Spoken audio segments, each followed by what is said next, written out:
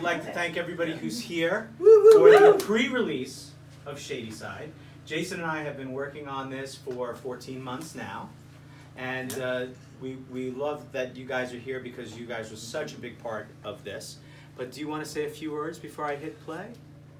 Boy, I think you've said most of it. I would like to quick preview and also, first of all, the thanks as well. Thanks for being part of the crew that's here. I want to preview part of what you're going to hear here. For those who don't know, the whole cast list on this one, who many of them are here this evening. So myself, I'm just all the keys on this one. All right, so all the piano and all the crazy keyboards you'll hear is me. But then building up from the rhythm section up, anybody who's ever seen the Gonzo project, Zach Martin is going to be the drummer you're going to hear on this one. The bass player, some of you at the School of Rock might know a guy by the name of Sean Cavanaugh. Some of the rest of you might know him as well from the Sean Cav project. He's also the bass player in the live version of the band. So you'll hear Sean Cav on the bass. Lead vocals by Miss Kathy Massaro. She just moved to the Valley about 1.5 years ago. She was in some bands out in the Altoona, Pennsylvania area. Moved here and now has a band called The Beautiful Disaster. She's on the lead vocals, so this was her. You've heard of them? So she'll be the lead vocals on this. A whole bunch of Touchstone Theater folks are on this one. All the flute is going to be Miss Emma Ackerman. You'll hear Miss Sheila White on the bassoon. The trumpets are a blend of the guys from Jacobus Punch stopped by to do some recording one day, and then also I was skeptical at first, and then John Paul introduced me to the wonderful world of actual sampled, not like synthesizer trumpets, but actual sampled trumpets. I was totally not about it. And he said, just here, come on, just play a couple keys, check it out. And I started playing it, I'm like, oh my God, it sounds like a trumpet. So, because actually, any of my students will know who's ever had a keyboard lesson with me and we're teaching songs at the school, if there's one thing in the world I abhor more than anything in the keyboard realm, it's synthesizer horns. Strings, whatever, cool. Synthesizers, great. Drum machines, we can work with that, but synthesizer horns are like the worst thing that's ever happened in the history of music. But these horns are great, as you will hear. So that's these a pretty are high bar. Yeah, right. So it's actual. What they did is the company we worked with, they actually sampled actual horns. So every note you're hitting is an actual sample of a horn. I was satisfied enough that it made the track. And then we have all of the groovy girls on the background vocals. It started with, because John Paul has been working with Peyton Renee for a while. She's a solo artist, young solo artist in the area. And so that sort of snowballed from there. Of course, Kira's been in the studio on her own song, which we should point out later after this. We did hear it earlier in the background. But some of ex-wonderful superstars, student of mine, Sarah Stoll, right here. Another School of Rock student here, Trinity. Both of these young ladies are background vocals on this song, along with Peyton Renee. And from Start Making Sense and my own duo, Sex and Cheesecake, Sylvia Poppychalk is not only on the background vocals, but the siren wails, we are calling them, when we get to the solo breakdown with Eric Santana on guitar, with me and John Paul added, of course, John Paul doing all the engineering, the mixing, the mastering. It's, you know, it's a partnership that John Paul and I have formed here, and we come back to that.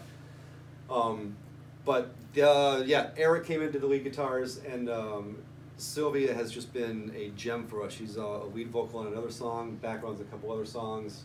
She and I have worked together in a duo before. She's also a background singer and Start Making Sense with our friends Jesse and Jenny. So 12 people total, counting John Paul and I, are on this track. And then part of the concept of this whole album, which we're listening to the rough tracks in the background tonight, was to not just for me to have my songs out there, but for me to feature all the people that I feel are people I've been working with for years and some of the best people in the Lehigh Valley that I know. So it's like my version of the Lehigh Valley All-Stars on this album. Every song's a different lead singer. Most of the tracks have all different people on them. This particular track, 12 people. 12 of my friends and family all supporting on this one. And then again, of course, like I just said, I would come back to this. I memean, whenever I imagine, you know, if I have to give that speech someday and accept that Grammy or even that Lehigh Valley Music Award, you know what I mean? The idea that what has developed 14 months ago, 16 months ago before we started, there was a random post I made one day where I just posted one of the songs I was working on. John Paul made a random comment on the post like, it's too bad you don't know somebody who owns a studio. To which I said, I think I need to follow up on this little comment here. And we were acquaintances before because he had worked with Roy and the Secret People, my band that I played with Mike Roy's band. And then over the past 14 months, I mean, it has gone from just a guy who said he would record me and be the engineer to a guy who has become a collaborator. John Paul and I have this mantra that we say all the time that even if we disagree about things, we've never had there's never been a deal breaker, there's never been a roadblock, because we always say that the number one rule in this studio and this project is what's best for the song. And so we'll discuss things sometimes, and we might have a back and forth for a little bit. We'll try both things, and then we'll both agree, no, yeah, you know what, you're right. No, you know, you're right. So he's become a true collaborator with me, and over the past 14 months we've become best friends. It's quite a partnership that we have developed here to make all this happen. This is just what we're about to hear is just part one. This is just part one. This song actually we decided was going to be an advanced single that's a non-album track. So this is actually is part of the larger concept that we're working on, this musical that's coming in a year and a half at Touchstone Theater. That's a whole other story. But so this is actually not going to be an album track, and then the next couple singles we have lined up for Valentine's Day and Record Store Day, and then album drop in early summer is the schedule we're on right now. Is there a B-side? Yeah, well, that's also a non-album B-side. So the next couple singles are going to be album tracks. We'll finally say, okay, these are album tracks as a warm-up to the album. But this first single, and as you, like I said, 12 people, this is the song that we said, let's make the super dense Pink Floyd space rock song that you have to listen to at least 20 times before you even start to hear half of what's going on inside of the song. And it will be a non-album track. The next couple singles might be a little less involved. So I say that now, and then we get into our overdub process and things change. But anyway, so again, thank you all for being here. That's what you're about to hear. That's sort of the general plan we got going on right now. We're going to hear the single. Will there be and party then gifts? There will be there will be a B-side to come back to your B-side. Like I said, great partnership we have here.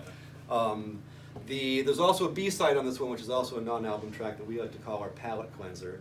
It was original, like part of this process. You learn things along the way. The first 4 songs on this album have never changed.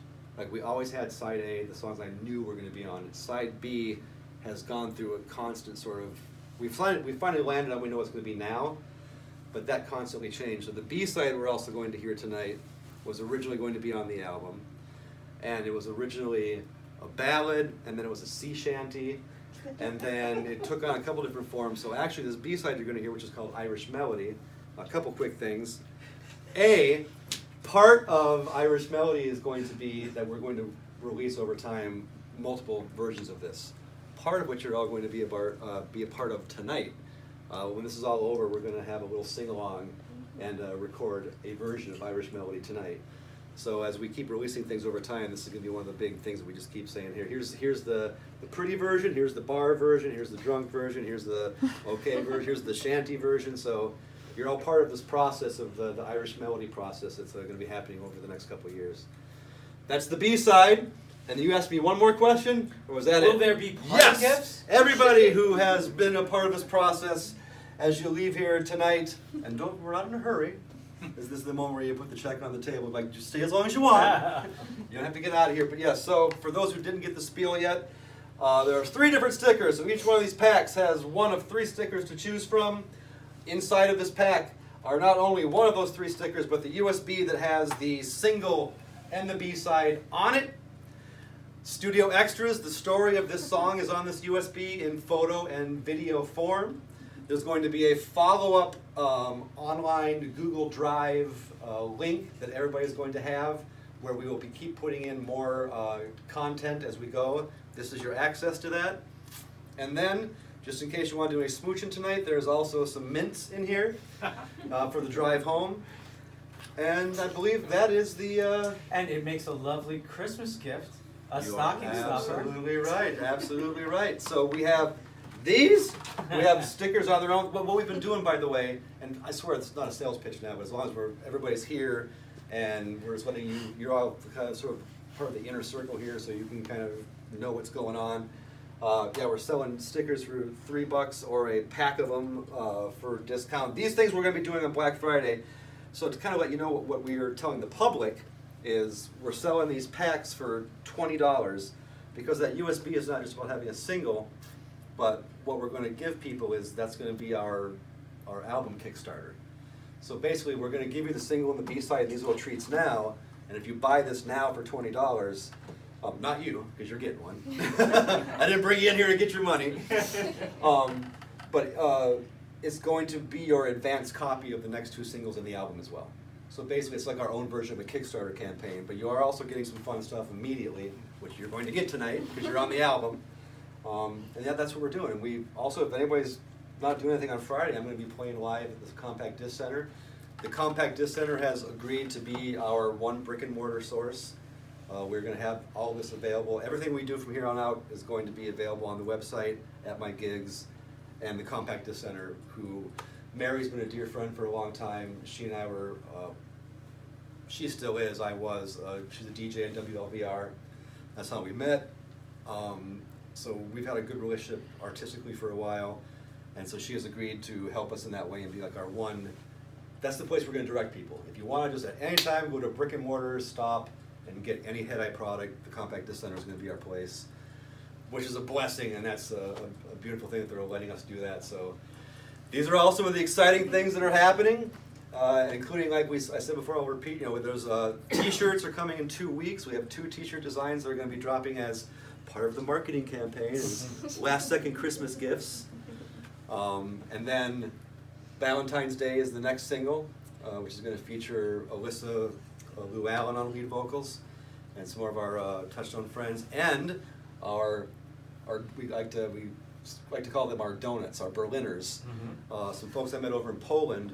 We have been collaborating via the internet, and they're sending us tracks over line. A band called, before you go here, you got to look them up 2 times twice. Aditya and Sarah. Aditya is like a cabaret artist, and Sarah is so she's a Polish woman, and they both live in Berlin. Sarah is from London, living in Berlin, and she's a London hip-hop artist. And she's going to be spitting some rhymes over the second single that we're doing.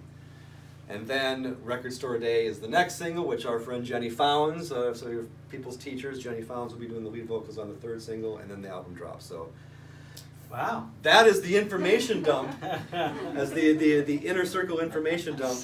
So with no further, I think that's everything. The only thing I'd like to say is that the first song, it has several instruments. Yeah. The second song has 2, just bassoon and flute.